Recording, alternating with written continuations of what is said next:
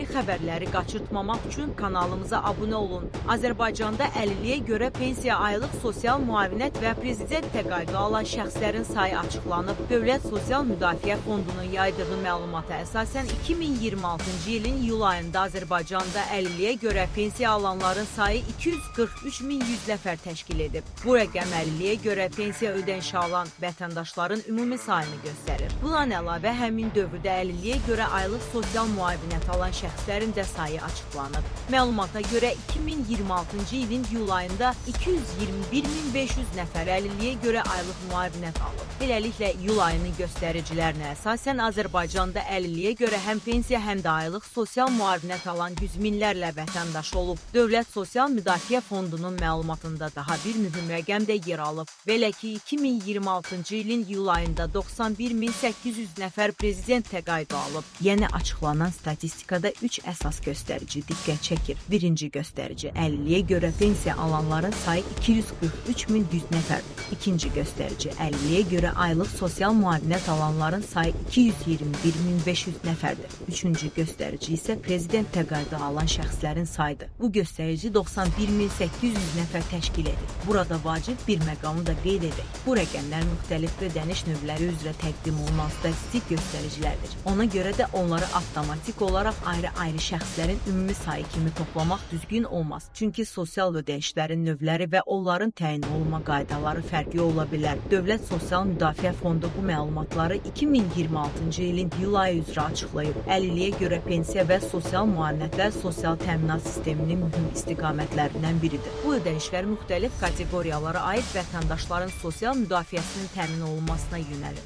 Açıqlanan son statistik göstəricilər də Azərbaycanda əlilliyə görə pensiya və müavinət alan şəxslərin sayının kifayət qədər böyük olduğunu göstərir. Bir daha rəqəmləri diqqətinizə çatdıraq. 2026-cı ilin iyul ayında əlilliyə görə pensiya alanların sayı 243.100 nəfər olub. Əlilliyə görə aylıq sosial müavinət alanların sayı 221.500 nəfər təşkil edir. Prezident təqaüdü alanların sayı isə 91.800 nəfər olub. Bu məlumat Dövlət Sosial Müdafiə Fondu tərəfindən açıqlanıb. Qeyd edək ki, sosial ödənişlərlə bağlı statistik məlumatlar vətəndaşların sosial təminatı sayəsində mövcud vəziyyət barədə ümumi təsəvvür yaradır. Vətəndaşlar üçün vacib olan məsələlərdən biri də hansı ödəniş növünə hansı kateqoriyaların daxil olması və həmin ödənişlərin hansı əsaslarla təyin edilməsidir. Bu baxımdan rəsmi qurumların açıqladığı məlumatlara istinad etmək